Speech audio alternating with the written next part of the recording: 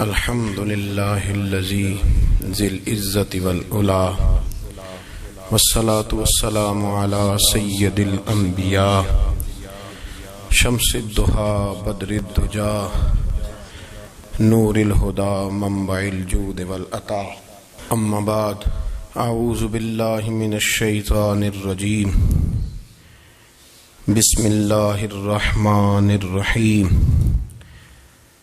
قل للمؤمنین یغضوا من ابصارہم صدق اللہ العظیم وصدق رسولہ النبی الکریم ونحن علی ذلک لمن الشاہدین والشاکرین والحمد للہ رب العالمین ان اللہ وملائکتہ یصلون علی النبی یا ایہا الذین آمنوا صلوا علیہ وسلموا تسلیما الصلاة والسلام علیک یا سیدی یا رسول اللہ وعلی آلک واصحابک یا سیدی یا حبیب اللہ۔ تمام تعریفیں حمد و ثنا اللہ تبارک و تعالی کے لیے، درود و سلام نبی اکرم نور مجسم شفیع معظم آقا کل ختم رسول دانائے سبل احمد مجتبی جناب حضرت محمد مصطفیٰ صلی اللہ تعالی علیہ وسلم کی ذات والا صفات کے لیے حمد و صلات کے بعد، اسلام فطرت کے عین مطابق دین ہے۔ نبی پاک صلی اللہ تعالی علیہ وسلم نے فرمایا ہے کہ میں اخلاق عالیہ کی تکمیل کرنے کے لیے دنیا میں آیا۔ جتنے اخلاق ہو سکتے تھے، جتنی خوبصورتیاں ہو سکتی تھیں، جتنی اللہ کو محبوب تھیں، وہ ساری میرے نبی کریم نے بیان فرمائی، ساری رسول کریم صلی اللہ تعالی علیہ وسلم نے بیان کر دی ہیں، جتنی خوبصورتیاں ہو سکتی تھی۔ کچھ لوگ ایسے ہوتے ہیں جو بیچارے بائی نیچر ہی کچھ پریشانیوں کا شکار ہوتے ہیں، اور قرآن مجید نے جو ارشاد فرمایا نا کہ کچھ لوگ نفس کی خواہش کو اپنا خدا بنا لیتے ہیں، تو وہ بلا وجہ بھی بہت ساری باتیں کرتے ہیں جن کا کوئی وجود نہیں ہوتا۔ عورت کو حقوق دلانے کے لیے بہت سارے لوگ بہت ساری غلط باتیں کرتے ہیں۔ جو لوگ یہاں سے کسی کو لے جاتے تھے نا دبئی، دھوکہ دے کے اور لے جاتے تھے یورپ میں، عرب ممالک میں دھوکہ دے کے لے جاتے تھے، تو وہ بھی کوئی خواب ہی تو دکھاتے تھے کہ اتنے لاکھ تنخواہ ہوگی، اتنا کچھ ہوگا۔ وہاں جا کے پتہ چلتا تھا کہ جیب سے بھی دینے پڑیں گے کچھ۔ بہت سارے لوگ ایسے ہوتے ہیں، وہ سارے خوبصورتی کے نام پر ہی دھوکہ دیتے ہیں۔ آپ کو پتہ ہے کہ جو آدمی کسی کو لالچ دیتا ہے تو کسی کو لوٹنے کے لیے اسے لالچ دینا بڑا ضروری ہوتا ہے۔ لوگ پہلے لالچ دیتے ہیں پھر لوٹتے ہیں، پہلے مکمل لالچ دیتے ہیں، یہ چیز مل جائے گی، یہ چیز مل جائے گی۔ لوگ مکمل لالچ دیتے ہیں، اس کے بعد پھر لوٹتے ہیں۔ اور اگر لالچ نہ دیں تو کوئی آدمی قابو آئے گا؟ لوگ لوٹتے ہیں لالچ دے کر۔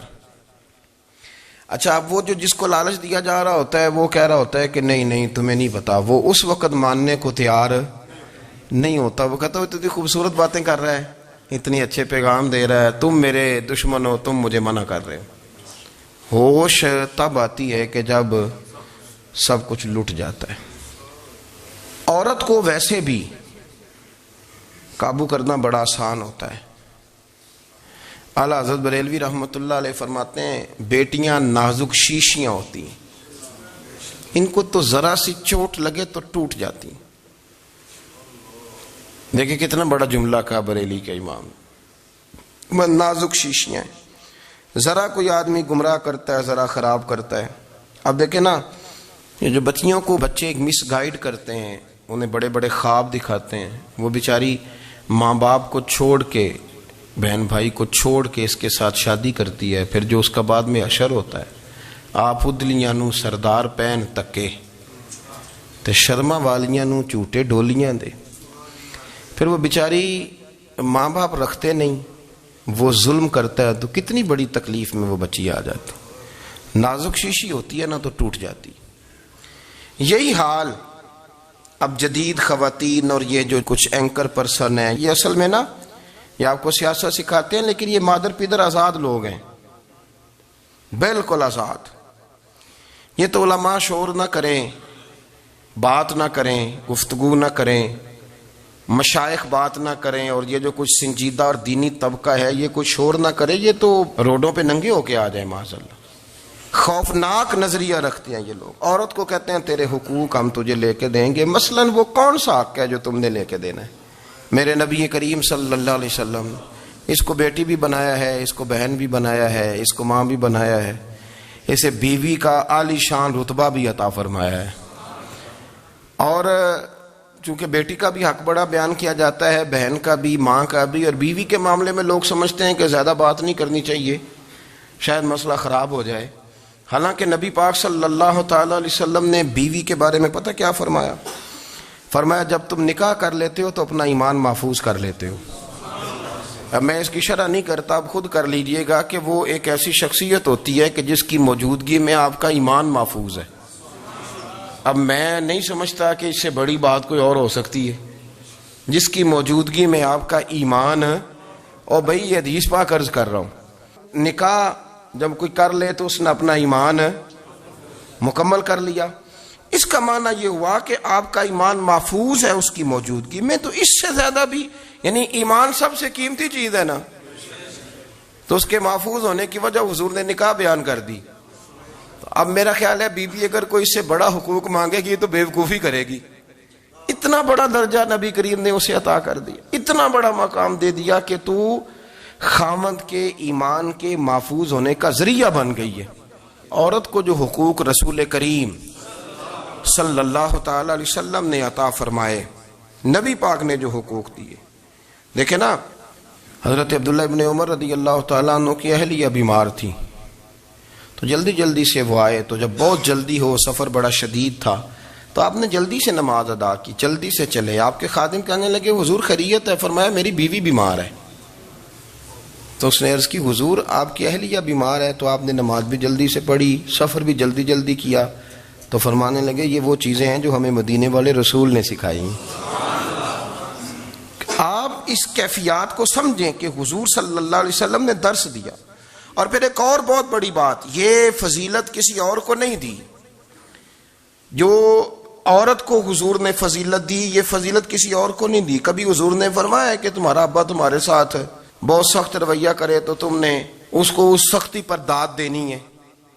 فرمایا چلو اگر وہ زیادتی بھی کرے تو تم نے اس کے ساتھ سلوک اچھا ہی کرنا ہے. لیکن آپ ایک بات کو سمجھے نا کہ بچے کے بارے میں، بیٹے کے بارے میں، بیٹی کے بارے میں فرمایا 10 سال کے ہو کے نماز نہ پڑھیں تو سختی کرو، تمہارا ڈنڈا بھی لٹکنا چاہیے. بہت ساری جگہوں پہ بہت سارے لوگوں کے لیے سختی کا حکم دیا، لیکن عورت کے لیے حضور نے جو جملے کہے، اصل میں ہم سمجھتے ہیں کہ یہ ایک بات ہے، مشہور ہو گئی ہے روایت حدیث، تو بس اس کے پس منظر پر اور جملوں کے حسن پر شاید معاذ اللہ غور کرنے کی ضرورت نہیں. ذرا اس لفظ کی تاثیر پر غور کریں. حضور نے فرمایا عورت ٹیڑھی پسلی سے پیدا کی گئی ہے، یہ ٹیڑھی ہے، اس کو سیدھا کرنے کی کوشش کرو گے تو ٹوٹ جائے گی. تو حضور پھر ہمارے لیے حکم کیا ہے؟ فرمایا جیسی ہے تم اسی کے ساتھ نبھا کرو. آپ سمجھیں کہ اتنا محفوظ حضور نے درجہ دے دیا بی بی کو، اتنا محفوظ کہ فرمایا غلطی بھی ہو تو میرے غلاموں تم اس کے ساتھ نبھا کرو، گزارا کر لو. کو کیا اور حق چاہیے عورت کو، جس کو اس کی غلطیوں سمیت نبی پاک نے قبول کرنے کا حکم دے دی کہ اس کی کمزوریوں سمیت قبول کر لو. اب اس کو اور کیا، کوئی کمزوریوں سمیت قبول کرتا ہے؟ کبھی آپ دکان پہ بیٹھے ہو تو آپ کہیں بھی اس میں یہ بھی غلطی، میرے مال میں یہ بھی کمزوری ہے، یہ بھی کمزوری ہے، یہ بھی کمزوری ہے، تو کر لے قبول. کرتا ہے کوئی شخص ایسا ہو جو کسی چیز کی کمزوریاں بیان کر کے کہ اسے قبول کرو؟ پر رسول کریم صلی اللہ تعالی علیہ وسلم نے نا ہمیں سبق دیا، حضور نے ہمیں درس دیا، نبی پاک نے ہمیں پیغام دیا. فرمایا یہ ٹیڑھی ہے، سیدھی کرنے کی کوشش کرو گے تو بیچاری ٹوٹ جائے گی، تو اس کے ساتھ نبھا کر جاؤ. آپ میری بات کو سمجھیے گا. چلیں میں اس پر ایک اور بخاری مسلم کی حدیث پڑھتا ہوں. حضرت سلمان فارسی رضی اللہ تعالیٰ عنہ اور حضرت ابو دردہ کے درمیان بھائی چارہ تھا. مکے سے مدینے جب لوگ آئے تو حضور نے بھائی بھائی بنایا تھا. ان کے درمیان بھائی چارہ تھا تو ابھی پردے کی آیات نازل نہیں ہوئی تھیں تو لوگ ایک دوسرے کی طرف جاتے تھے. حضرت سلمان فارسی رضی اللہ تعالیٰ عنہ حضرت ابو دردہ رضی اللہ تعالیٰ عنہ کے گھر میں تشریف لے گئے تو دیکھا کہ ان کی بیوی بڑی غمگین بیٹھی ہیں. تو ہم نے فرمایا بہن کیا ہوا؟ تو کہنے لگی تمہارے بھائی کو دلچسپی کوئی نہیں رہی, ہر روز روزہ رکھ لیتا ہے اور ساری ساری رات نفل پڑھتا ہے. حضرت سلمان فارسی کہنے لگے ٹھیک ہے کر لیتے ہیں بندوبست. نماز دین ہے کہ نہیں؟ دین ہے نا یہ چیزیں. لیکن حضرت سلمان فارسی جناب ابو دردہ سے کہنے لگے آج میں نے تیرے گھر میں رہنا رات کو, کیونکہ وہ تو ساری رات نماز پڑھتے تھے, نفل پڑھتے تھے. انہوں نے کہا ٹھیک ہے. ایک بستر لا کے بچھا دیا حضرت سلمان فارسی کے لیے. سلمان فارسی فرمانے لگے دوسرا بھی لا. کہا وہ کیا کرنا ہے؟ فرمانے لگے تو نے بھی سونا ہے, میں نے بھی سونا ہے, تو نے بھی سونا ہے. عشاء پڑھیں گے اور پھر دونوں سوئیں گے. کہا میں نے تو نماز پڑھنی ہے. فرمایا تہجد کے وقت اٹھ کے پڑھیں گے, اللہ کے رسول بھی رات آخری حصے میں جا کے نماز پڑھتے. ادھر ساتھ سلا لیا. وہ تھوڑی کو دیر سوئے, اب عادت تھی ساری رات اٹھنے کی, ذرا اٹھنے لگے بستر سے تو حضرت سلمان فارسی فرمایا چپ کر کے سو جا, وہ بڑی رات پڑی ہوئی, چپ کر کے سو جا. وہ لیٹ گئے, پھر اٹھنے لگے تو فرمایا سو جا چپ کر کے, بڑا ٹائم ہے. سحری کے وقت اٹھے, نفل پڑھے. ان کا ارادہ تھا روزہ رکھنے کا, تو فرمانے لگے کل رکھا تھا نا نفلی روزہ؟ جی رکھا تھا. پرسوں بھی رکھا تھا, ترسوں بھی رکھا تھا. فرمایا آج نہیں رکھنا, آج میں تیرا مہمان ہوں, سارا دن کٹھے مل کے روٹیاں کھائیں گے, آج نہیں روزہ رکھنا. سلا دیا. اب حضرت ابو دردہ رضی اللہ تعالیٰ عنہ کہہ تو کچھ نہ سکے, پر کہنے لگے سلمان تم پتہ ہے تم کیا کر رہے ہو, نہ تم نے مجھے رات اٹھ کے زیادہ نفل پڑھنے دیے, سویرے روزہ نہیں رکھنے دیا. تو حضرت سلمان فارسی کہنے لگے کوئی لمبی بات تو نہیں نا, چلتے ہیں نا ابھی فجر میں مسجد نبی میں, تو نبی پاک کو بتاتے ہیں. سرکار دو عالم علیہ السلام کی خدمت میں تو اپنی بات کرنا, میں اپنی کروں گا. حضور نتیجے کا اعلان فرما دیں گے, بات طے ہو جائے گی. حاضر خدمت ہوئے, عرض کی یا رسول اللہ صلی اللہ تعالی علیہ وسلم یہ ساری رات نفل پڑھتے ہیں, ہر روز روزہ رکھتے ہیں, ان کی اہلیہ غمگین بیٹھی ہیں, حکم فرمائیں. تو نبی پاک صلی اللہ علیہ وسلم نے فرمایا پھر ہوا کیا؟ یا رسول اللہ میں نے رات سلایا ہے, سحری میں اٹھایا ہے, سویرے روزہ نہیں رکھنے دیا. نبی پاک نے فرمایا سلمان فارسی نے ٹھیک کیا, سلمان فارسی نے ٹھیک کیا. پھر حضور نے فرمایا, نبی کریم نے فرمایا ابو دردہ تیرے اوپر اگر اللہ کا حق ہے, اس کے رسول کا حق ہے, دین کا حق ہے, تو فرمایا تیری آنکھ کا بھی تیرے اوپر حق ہے, تیرے وجود کا بھی تیرے اوپر حق ہے. یہ حضور نے فرمایا تیرے بچوں کا بھی تیرے اوپر حق ہے, تیری بیوی کا بھی تیرے اوپر حق. اس حق کو بھی سمجھے, حقوق اللہ بھی ہیں, پر تیری آنکھ کا بھی تیرے اوپر. کیا مانا کہ تیری آنکھ سونا چاہتی ہے تو اسے سلا بھی, تیرے وجود کا بھی تیرے اوپر حق ہے. تو تیرا وجود آرام کرنا چاہتا ہے تو اسے آرام بھی کرا. اور پھر وہاں نبی پاک صلی اللہ علیہ وسلم نے فرمایا میں تم سب, سننا یہ لفظ حدیث کے, حضور نے اسی موقع پر فرمایا میں تم سب سے زیادہ اپنے رب کو جانتا ہوں اور میں تم سب سے بڑھ کر اپنے رب سے ڈرتا ہوں.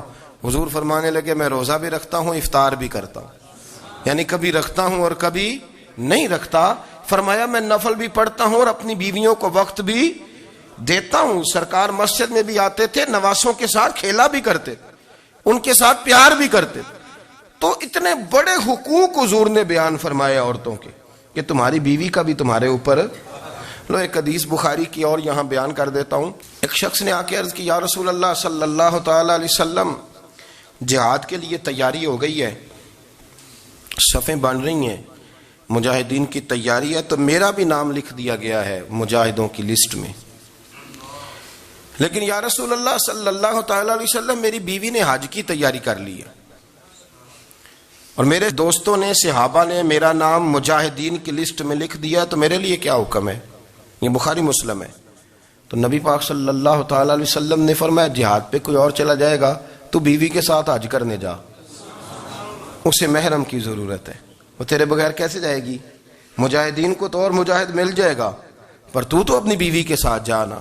نبی پاک صلی اللہ علیہ وسلم نے مرد کو محافظ بنایا ہے, عورت کو مرد کا قیدی نہیں بنایا, بلکہ عورت کو حفاظت عطا کی اور مرد کو اس کا محافظ بنایا. اب بچیاں آزاد ہونا چاہتی ہیں, اور آزادی بھی وہ والی کہ جو بنیادی طور پر آزادی نہیں, فحاشی ہے. میں نے بہت پہلے کہا ہے کہ اسلام بیٹیوں کو قیمتی سمجھتا ہے.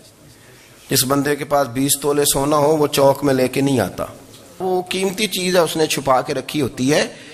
تو جو نبی پاک صلی اللہ علیہ وسلم کا کلمہ پڑھنے والے بیبیاں، اسلام انہیں قیمتی سمجھتا ہے، کہتا ہے کہ تم قیمتی ہو لہذا گھر کے اندر رہو، تم باہر نہ آؤ.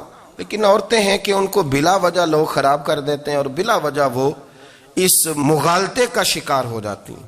اب آگے بڑھتے ہیں. قرآن مجید نے سورہ نور کی آیت نمبر 30 میں کہا کہ کل للمؤمنین یغضوا من ابصارہم، فرمایا کہ اے محبوب علیہ السلام مومن مردوں سے کہہ دو کہ اپنی نظریں جھکا کے رکھیں، اپنی نظریں. اور اگلی آیت میں فرمایا وَقُلْ لِلْمُؤْمِنَاتِ یغضضن من ابصارہن، فرمایا کہ اے محبوب مومن عورتوں سے بھی کہہ دو کہ اپنی نظریں جھکا. مرد بھی اپنی نظر جھکا کے رکھے گا عورت کی طرف، لیکن یہ ساری پابندی صرف مرد پر نہیں، عورت بھی غیر محرم کا چہرہ نہیں دیکھے گی، اس پر بھی اسی طرح نظر جھکانے کا حکم ہے جس طرح کہ وہ ہر دکاندار کو بھائی جان کہہ کے گفتگو کرنے کی اس کو بھی اجازت نہیں ہے کہ وہ بھی وہ سمجھے کہ پابندی تو مرد نے کرنی تھی، میں نے تھوڑی کرنی تھی. وہ جس کے پاس جائے، جہاں بھی جائے، ڈاکٹر کے پاس جائے، باہر جائے، تو وہ جس طرح مرضی اس کا دل چاہے وہ بات چیت کرے، اس کی عورت کو بھی اجازت اسلام نہیں دیتا. بنیادی طور پہ اسلام شرم و حیا کا دین ہے، حیا کی بات کرتا ہے. حیا کی جب ہم تعریف کرتے ہیں تو حیا کی تعریف یہ ہے کہ کوئی کبھی چیز دیکھ کے نا تو آپ کی طبیعت میں کراہت محسوس ہو، آپ کوئی غلط جملہ منہ سے نکالتے ہوئے ذرا جھجکیں، آپ کوئی غلط بات کرتے ہوئے تھوڑا بوجھ محسوس کریں. ہمارے ہاں تیزی سے فروغ پایا ہے بے حیائی نے. سنگیوں کی محفلیں، یاروں کی محفلیں، اس میں غلیظ گفتگو ہوتی ہے الا ماشاء. جن دوستوں کو بڑی پاک صاف گفتگو کرنی چاہیے. دوستی کا رشتہ بڑا مقدس رشتہ ہے، جو یہاں ایک دوسرے سے پیار کریں گے جنت میں بھی اکٹھے داخل کیے جائیں گے. شرط یہ ہے کہ پیار اللہ رسول کی رضا کے لیے ہو، لیکن اس کے اندر اگر آپ کی گفتگو کچی ہو، کمزور ہو، فحاشی والی ہو، عریانی والی ہو. وہ ہمارے ہاں تو اب اس کو لوگ فیشن سمجھتے ہیں، اس کو مردانگی کی علامت سمجھتے ہیں کہ وہ جی ساری باتیں جی وہاں ہو گئیں اور جس کا جو جی چاہا اس نے کہا.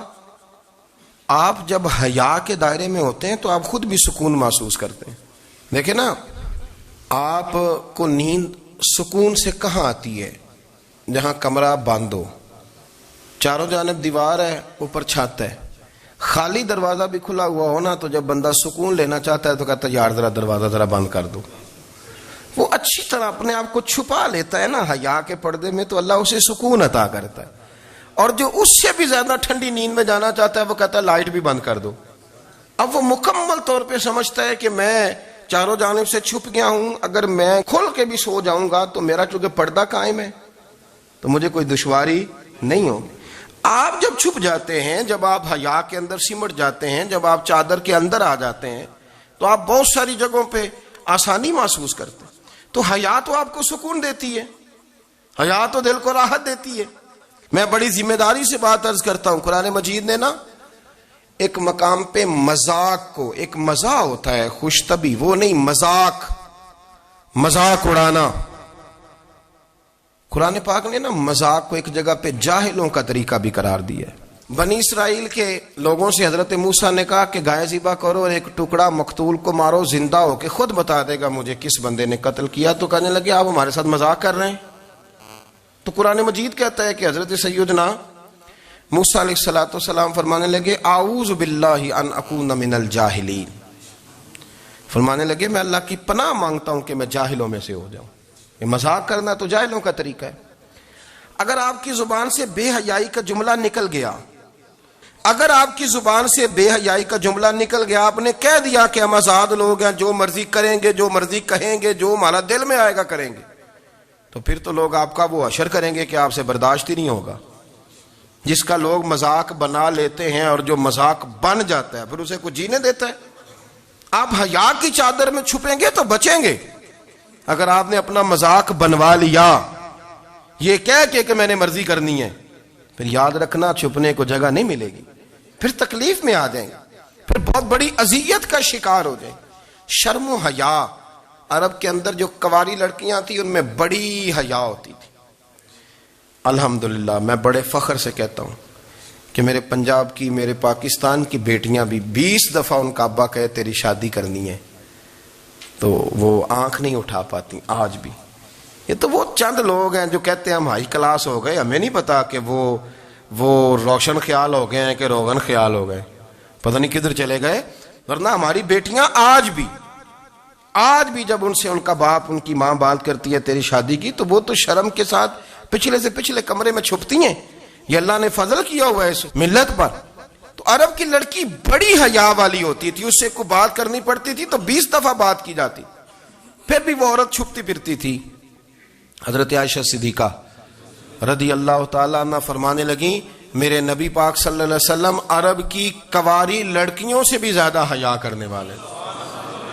قاضی ایاز مالکی نے، شیخ عبدالحق محدث دہلوی نے، دیگر بزرگ جو سیرت نگار گزرے انہوں نے لکھا ہے کہ نبی پاک صلی اللہ علیہ وسلم کے اندر 100 مردوں سے زیادہ طاقت تھی، 100 مردوں سے زیادہ طاقت۔ اب جو بات کہنے لگا ہوں، جو نتیجہ دینے لگا ہوں، اس پر خاص توجہ آپ فرمائیں گے۔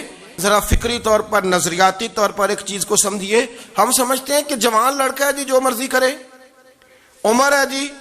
آپ ذرا بات پر غور کیجئے گا کہ حضور صلی اللہ علیہ وسلم میں طاقت 100 مردوں سے زیادہ ہے اور حیا کواری لڑکیوں سے بھی زیادہ ہے۔ ذرا اس بات کا تقابلی جائزہ کیجئے گا کہ طاقت 100 مرد سے زیادہ ہے لیکن حیا کواری لڑکی سے بھی زیادہ ہے۔ اس کا معنی یہ ہوا کہ جس ٹہنی کو پھل زیادہ لگ جاتے ہیں وہ جھکا کرتی تو حیا تو حسن ہے، حیا تو آپ کو پاک صاف کرے گا، حیا تو آپ کو نرالا کرے گا، انوکھا کرے گا۔ وہ ہمارے ایک دانشور ہے تو انہوں نے مضمون لکھا، کئی باتیں بڑی پسند آتی ہیں۔ وہ کہتے ہیں کہ میری اہلیہ، ان کو بھی کسی نے مس گائیڈ کر دیا تھا، حالانکہ اچھی خاتون ہے، کسی نے مس گائیڈ کر دیا۔ تو وہ بھی سماجی اور ویلفیئر اور یہ خواتین کو شوق ہوتا نا بننے کا، تو وہ بھی سماج کے اندر اچھا مقام تلاش کرنے کے موڈ میں آ گئی۔ تو کہیں ایک دن جانا تھا تو بڑی بن سنور کے میرے ساتھ وہ گاڑی میں بیٹھ گئی۔ تو میں گاڑی میں، عورتوں کو یہ بھی مسئلہ ہوتا ہے نا کہ ہماری تعریف کرو، تو کئی دفعہ بعد مردوں بیچاروں کو جھوٹ بولنا پڑتا ہے، تو زبردستی کراتی ہیں نا جی۔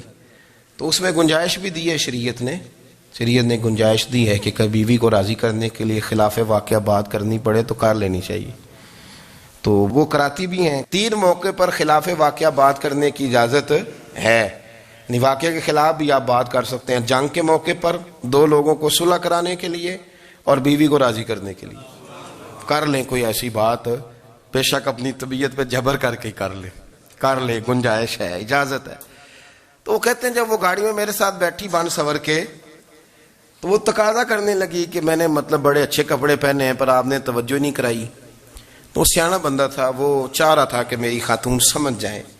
وہ کہتے ہیں مجھے پتا تھا کہ بیچاری مس گائیڈ ہو گئی ہے، دل کی بڑی اچھی ہے، سیاਣੀ ہے، لیکن اس کو کچھ خواتین نے، کچھ لوگوں نے مل کے اس کو ذہن غلط کر دیا ہے کہ سماج میں نکلو، باہر جاؤ، کام کرو، فلاں کرو، اپنی مرضی سے جیو۔ تو میرے ساتھ گاڑی میں بیٹھی کہیں جانے کے لیے، تو مجھ سے کہنے لگی کہ آپ نے میری طرف توجہ ہی نہیں کی، آپ نے کوئی ذکر ہی نہیں کیا کہ میں کیسی لگ رہی ہوں۔ تو وہ کہتے ہیں میں نے اسے کہا کہ اگر تو ناراض نہ ہو تو پھر میں صحیح والی تعریف کر دوں۔ تو اس نے کہا کہ آپ کر دیں۔ تو کہتے ہیں میں نے درد سے اور خلوص سے اپنی بیوی سے کہا، خلوص کے ساتھ میں نے کہا میں تو روز گھر ہوتا ہوں، روز شام کو گھر ہوتا ہوں، اگر تو میرے لیے تیار ہوتی تو میں تیری تعریف کرتا، لیکن آج تو باہر جانے کے لیے تیار ہوئی، تو پھر ان سے تعریف کی امید رکھ جن کے لیے تو نے تیاری کی ہے۔ میرے لیے تیاری کرتی تو میں تو ہر شام تیرے پاس ہوتا ہوں۔ کہتے ہو میرے لفظوں میں درد تھا تو وہ بھی رو پڑی، اور کہنے لگی آپ گاڑی روک دیں، مجھے باہر جا کے کسی کو راضی نہیں کرنا، میں نے اسے راضی کرنا ہے جس کو رب کریم نے میرا شوہر بنایا ہے اور میرے لیے منتخب کیا ہے، میرے ماں باپ کو، میں واپس لوٹتی ہوں۔ یہ ایک پہلو ہے سلگتا ہوا، اس کو سمجھا جائے۔ رسول کریم صلی اللہ علیہ وسلم عرب کی کواری لڑکیوں سے زیادہ حیا والے تھے، کواری لڑکیوں سے زیادہ حضور حیا فرمایا کرتے تھے۔ جب خانہ کعبہ کی مکہ شریف میں تعمیر ہو رہی تھی نا، اہل عرب اس کو تعمیر کر رہے تھے، تو نبی پاک صلی اللہ علیہ وسلم اپنے چچا حضرت عباس کے ساتھ خانہ کعبہ کی تعریف میں مصروف تھے. تو عرب کے لوگ چونکہ لمبا کرتا پہنتے تھے پیروں تک، تو نیچے اگر کسی وقت کوئی چیز نہیں بھی ہوتی تھی تو کسی کو وہ نظر نہیں آتی تھی، چونکہ پردہ رہتا تھا، ایک لمبا کرتا پہنا ہوا ہوتا تھا. تو جب بچے، سرکار کی عمر مبارک بھی ابھی تھوڑی تھی، تو اس طرح بچے جب نکلتے تو وہ کئی دفعہ اپنی تہمت اتار دیتے نیچے سے، اور کوئی مزدوری کرنے لگتے تو 3-4 طے کر کے نا تہمت کی کندھے پہ رکھ لیتے، جس طرح کبھی دیہاتوں میں لوگ کپڑا سر پہ رکھتے تھے کہ اوپر اگر کوئی وزنی چیز رکھیں گے تو وہ تکلیف نہیں دے گی. نبی پاک صلی اللہ علیہ وسلم بھی سب لوگوں کے ساتھ خانہ کعبہ کی تعمیر میں شامل تھے. تو حضرت عباس رضی اللہ تعالیٰ عنہ نے کہا حضور سے، ابھی اعلان نبوت بھی نہیں فرمایا تھا، بھتیجے آپ بھی تہمت اتاریے، یہ صحیح مسلم میں حدیث موجود ہے، اور اس کو کندھے پہ رکھ لیجیے، آپ اینٹیں اٹھا کے لا رہے ہیں تو ذرا آپ کو تکلیف نہیں ہوگی. تو سرکار دو عالم صلی اللہ علیہ وسلم سے یہ بات کہی، اور پھر جلدی سے حضور کی تہمت کو نکال کے نا، حالانکہ لمبا کرتا پہنا ہوا ہے، تو وہ جیسے ہی ان کے کندھے پہ رکھا اینٹیں رکھنے کے لیے، تو سرکار تو زمین پہ گر گئے، بے ہوش ہو گئے، آنکھیں آسمان کی طرف، اور پھر حضور پکار رہے ہیں آزاری آزاری آزاری، میرا تہمت دے دو، میرا تہمت دے دو. کبھی کوئی شخص اس وجہ سے بھی بے ہوش ہوا ہے کہ میرے وجود سے کپڑا اتر گیا ہے؟